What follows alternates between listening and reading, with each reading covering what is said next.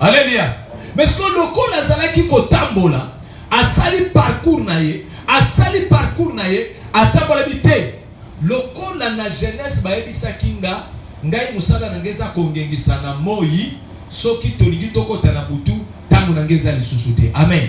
Ya moni fe basala nini bazwa moyi baboma yango. Alléluia. Tangu babomi mo balimu simo ngi koloba nini liwa ya moyi. O liwa ya moyi tozolo beza liwa ya nani? Ya Yesu Masiya nekulusu. To comprendre siko. Sko liwa wana ezata mobimba. Amen. Ezata mobimba. Do tangu bien aimé Yesu azokufa tomonaka. Omoni mo ekota kerni, mo ekenola lerni. Mo ekenola na nerni. Mo ilala na 16. Hein? Oh, na poser cette question. On dirait bino bomona na bino mo ite vraiment très bozana mo kilote. Ah, bino boti na Mars. Hein? To boti na Jupiter. Na tout na batterie question, batterie besoin makabolenga na terre te. Ah, mo ilala kerni. Yoga pas ça peut être vieux moi il a la rapi. Alors pour nous monde qui a zarané martien zarané na tête de petit na éviter. C'est que ça na mukilote. Alléluia. Et ça veut dire moi na ndako ba tuna lelo balamba kini na éviter. C'est que ça na ndako na te. Alléluia. Bino bilo balamba kini na ndako na binote. Alléluia. Alléluia. Ce que moyo tozolobela, moyo wana ezande Yesu Masiya. Or Yesu tangu azali bien-aimé komata na ekulusu elingo bani moyi elongwe na mokili.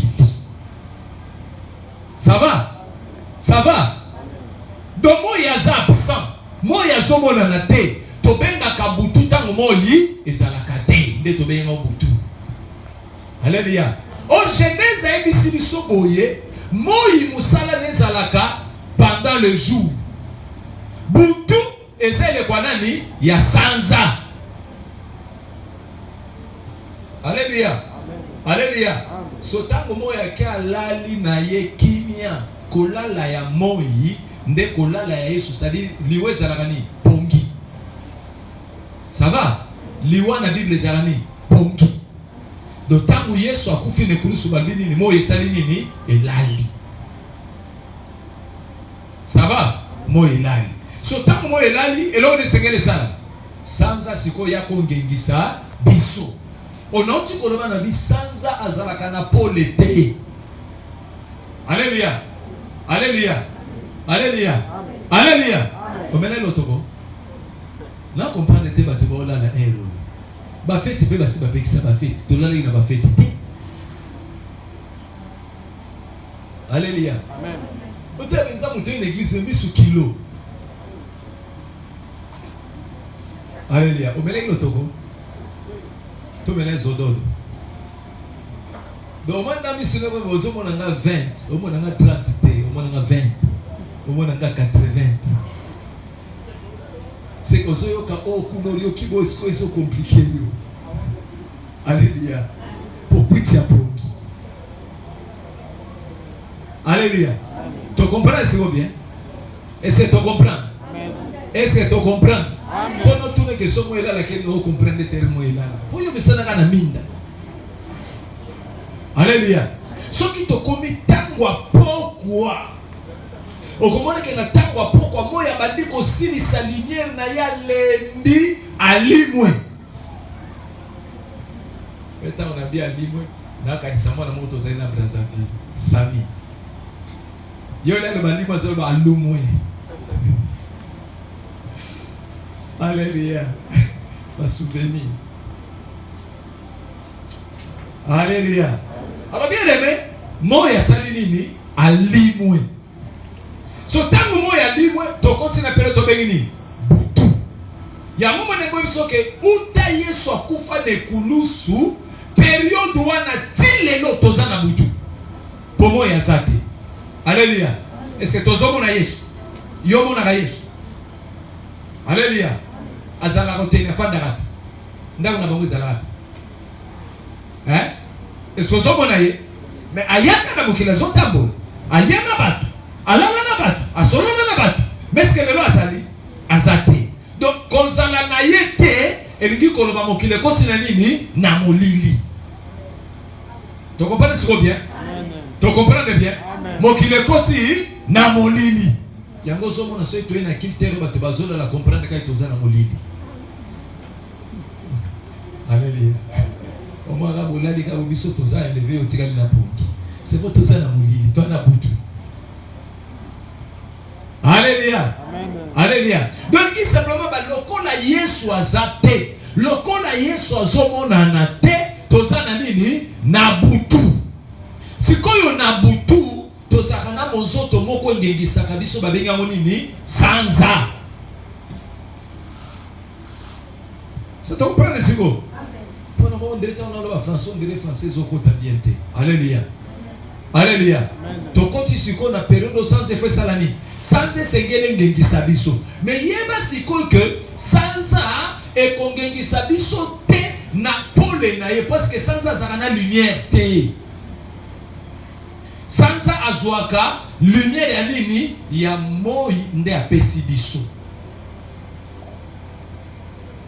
Ça va? Ça dit na physique ba benga mo reflet hein. Et ça ndenge ni. Au moins soko tche miroir a. Au beti au braquet torche. Hein? Lumière na beti na miroir au comment ngeki sapebo. A refléter lumière. Do ya zu apesi. On va demander à Sakana, Zoa Ramo Indengezabo, Zoa miroir, Bissozana Moulia, Télémana miroir, qu'on a chambre, on a lumière à Negoko Tatia. Ça va? Hors direction, moi, Yazaboye, Yazu Suva, Zuya Bia, Pesa Bangobo. C'est que les amis miroir t'aiment te ngengisi. Mais miroir à ngengisi parce que Zu lumière à moi et Betty Naïda Sanelini, à Pesa Ngokota Molilibo. Tu comprends ce que bien? Tu comprends bien, hein?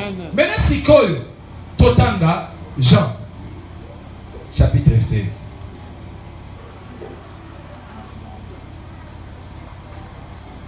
Est-ce que tu comprends, regarde? Oui, na mitu na gandi. Soki ka isa mkola liboso na teilité ya wana batebele ba comprendre na mboka ate. Na iba raté pour la. Alléluia. Si c'est toute la première fois, nazote ezaka pasi ba tu vas comprendre. Tokotanga Jean chapitre 16, verset 12 à 14. Verset 12 à 14. Jean chapitre 16, verset 12 à 14. Je reste que la Bible le dit. J'ai encore beaucoup de choses à vous dire. Alléluia. J'ai encore beaucoup de choses à vous dire. Mais vous ne pouvez pas les porter maintenant. Alléluia. Vous ne pouvez pas, ça dit, vous ne pouvez pas les porter, vous n'allez pas les comprendre maintenant. Alléluia. Mais j'ai beaucoup de choses à faire quoi? À vous dire. Mais maintenant, vous ne pouvez pas les comprendre. Ce que je dis. Quand le consolateur sera venu, hein? Quand le consolateur sera venu, l'esprit de vérité, il vous conduira dans toute la vérité, car il ne parlera pas de lui-même, mais il dira tout ce qu'il aura entendu, et il vous annoncera les choses à venir. Amen. 14. Il me glorifiera parce qu'il prendra de ce qui est à moi et vous l'annoncera. Amen. Alléluia. Amen. Alléluia. Yoka. Yes soit telemi. Tant que solo bane subaga yes amoy. Alléluia. So yoke lo solo balobi. J'ai beaucoup de choses à vous dire. Ça dit azalaki na makambo ebele ya koyebisa biso. Oh, makambo azalaki na mo ya koyebisa biso zapone salani éclairer biso. Tala, oyebi oza mwana bébé. Ba yekoli sa na classe T. Ça dit que pour na yo oza na le flou, oza dans les ténèbres. Amen. Mais ce qu'aucune école, mettre la famille à bandi 1 plus 1. À bandi sur le somoni, 1 plus 1 omoni moko. Sangisa, on soit on a lingala, boy makamwa plus. Alors on est plus là sangisa. Ce qui n'a su moko. N'a su, si on a compris n'a raté, pourquoi bien aimé d'aller séner na lingala? Mathématiques c'est un simple. Mais c'est comme la français comme compliqué. Alléluia. Même moi, na question au tchèle mikata bandiko compter mon komi balé misato ayebi. Na lingala raisonner c'est très simple iné. Alléluia. Mais c'est comme en français comme compliqué. Parce que 1 plus 1. Ah, et ça est journée. Alléluia. Si quand on se dit 4, on se dit bon, on va 1 plus 1. Oui, ça me 4 mon corps. Parce que ce qu'on a dit là pour faire comprendre, donc on a comprendre bien. Alléluia. Au moins, nous 4 mon corps. Oh, moi, plus so, oh, c'est Koulouso, et ça Sangisa. Alléluia. Pour Koulouso, c'est Sangisa, liso. Et Koulouso, c'est Sangisa, qui est Amen. Amen. Abi on est Koulouso. Et ça, c'est pour ça que c'est plus à comprendre, c'est Koulouso. Amen. On est bien. Abi on est Koulouso, et ça Sangisa. So si mu 4 oyo, na o. So ko Sangisa, ko saliboni. Abi ami bale, dédé. Alléluia. So tango ba pese ndengwane comme ni lumière pour naïe. A comme éclairé. Ata ba ke ko tourner wa. Un plus ça va aider. Pour ça déjà. Alléluia. Ba si ba pese lumière wa. Alléluia. Sikoyo Yesu azebisa ba ye ko le bisabi. Nazana makambo ebele ya ko yebisa bino. Mais pour le moment, et ça pas si bon comprendre yango. Alléluia. Et ça pas si bon comprendre. Ça dit ayaki na pole belé ngengisa. Mais atala lobi tangu eza muke. Ce n'a dit kaka na banda ko ngengisa wa tokotika na kana moi. Bon, et c'est ngene ngana salani. Nake. So OK donc ngena ba lumière nyoso wana. Alléluia. OK na ba lumière nyoso wana. Eko somme ça dit quand le consolateur sera venu, l'esprit de vérité. Tu comprends ce que hein? Quand le consolateur sera venu, l'esprit de vérité, il vous conduira dans toute la vérité, car il ne parlera pas de lui-même, mais il dira tout ce qu'il aura entendu. Hein? Il dira tout ce qu'il aura entendu. Le beaucoup de choses. Lokola nanu batu bakako comprendre yango te asalini akenango. So tango akenango ya salisoni azu ya ebisa ko mulimu musantu. Nete so tozo comprendre. Amen.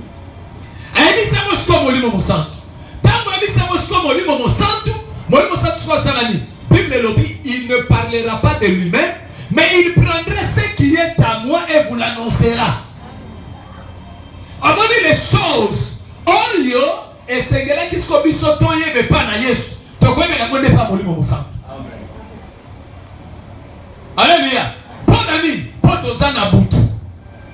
Alléluia. C'est molimo musantu azana ni azana connaissance wana parce que connaissance c'est des lumière. Ayena connaissance wana oyo azue pa ya moi. Ayesko na ngona butu ale na ndenge ya bopete. Alléluia.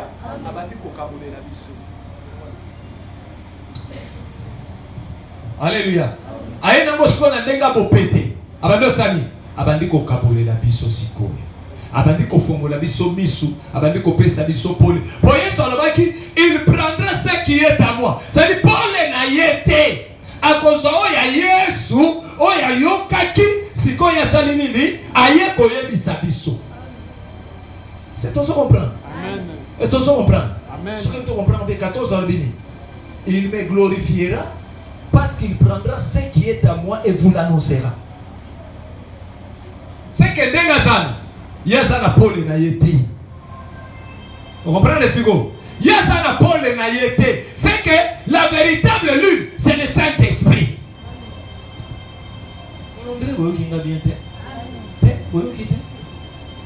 Alléluia. Amen. La véritable ligne ici, c'est le Saint-Esprit. Amen. C'est que le koyo soki o coopérer na molimo santu te, soko sona molimo santu c'est que yo moko za na molimo. Parce que okoyeba makambo na Yesu te na ndenge na yo. Okoyebela ngo kaka molimo santu ya kolobela yo. Molimo santu ya koyebisa yo. Parce que la Bible dit c'est lui qui prendra ce qui est à moi et vous l'annoncera. Alléluia. Et vous l'annoncera. Bien aimé, et le koyo tozali. Dans oyo tozali, et ça et le ko, il y a oyo molimo mo santu ndazo présider. Tokomo na Yesu te.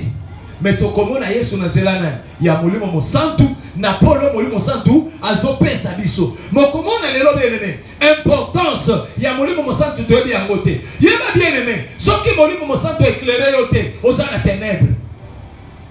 Ona molili. Alléluia. Oza na molili.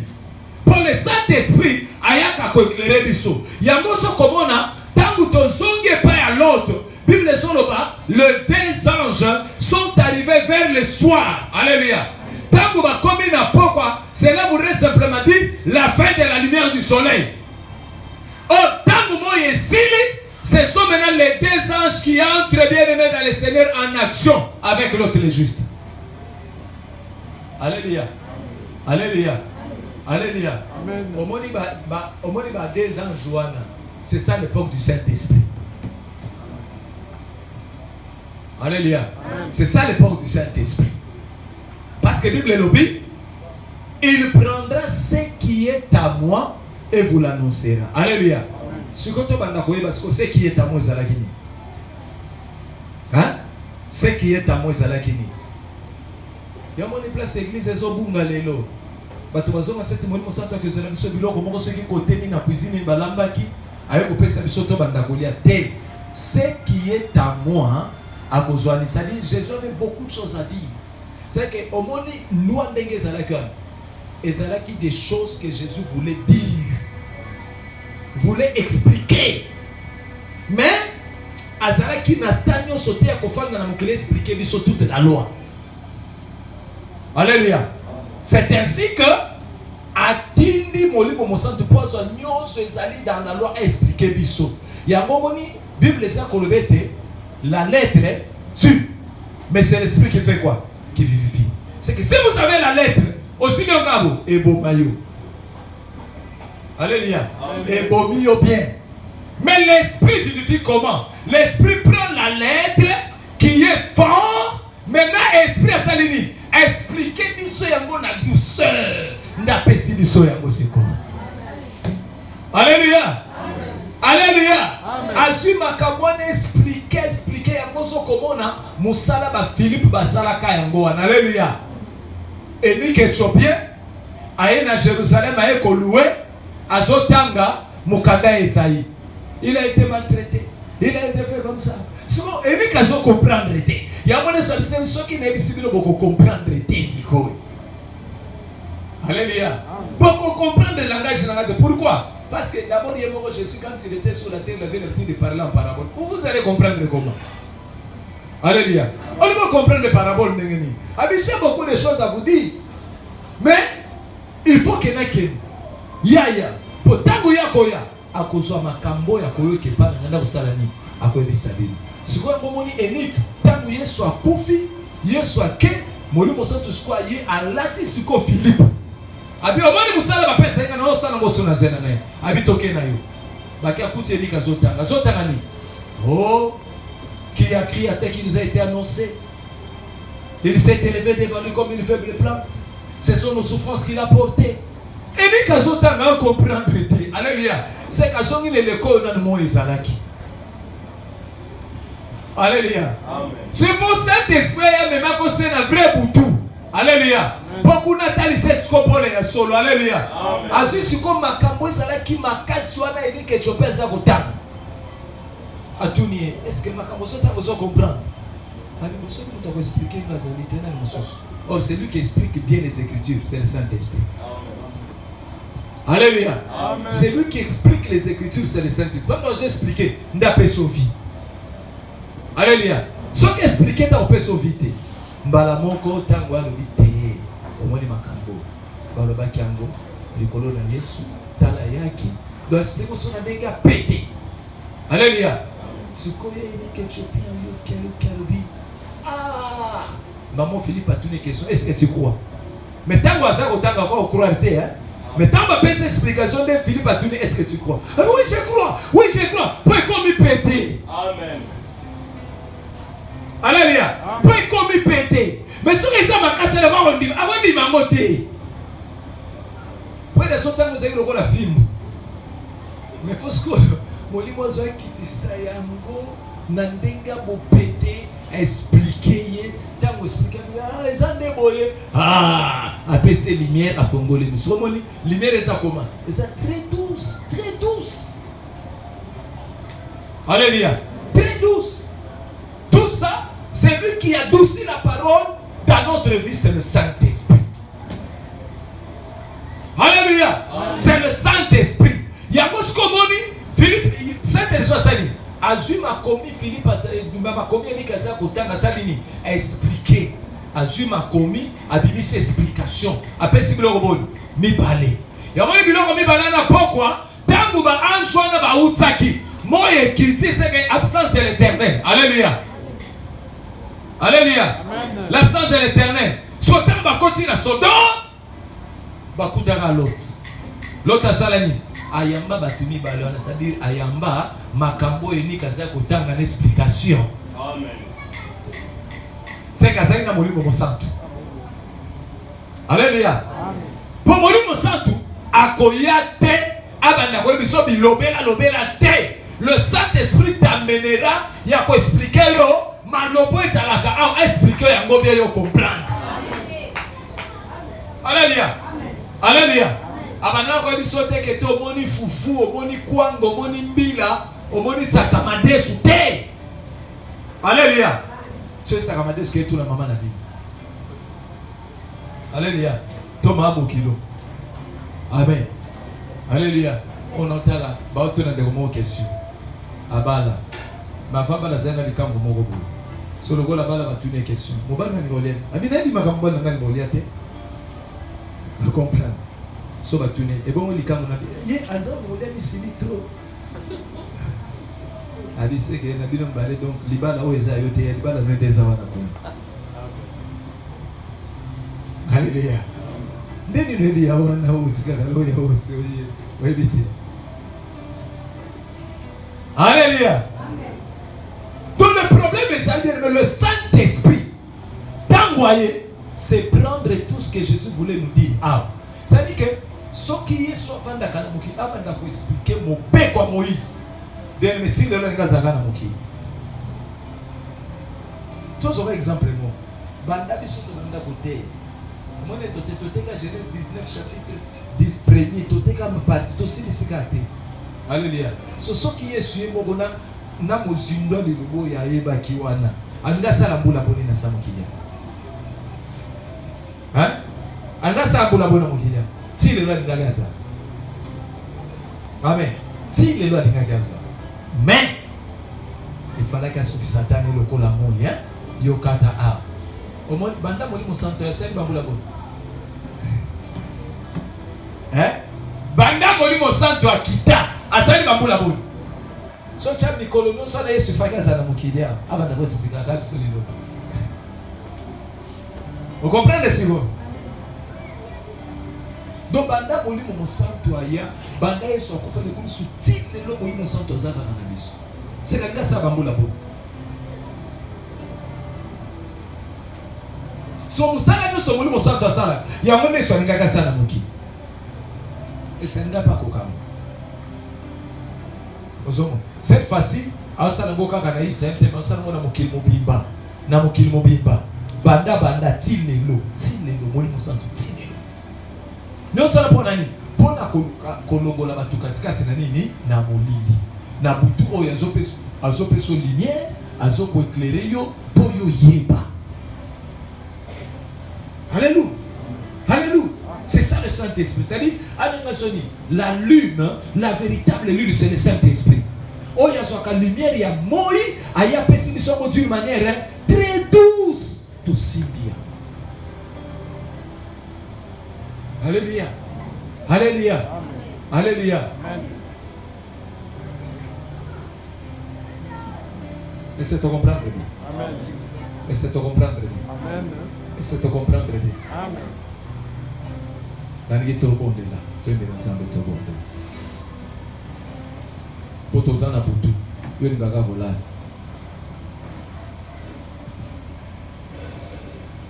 Toi bana sepeni kosalela kolo. Indaza mobitisi.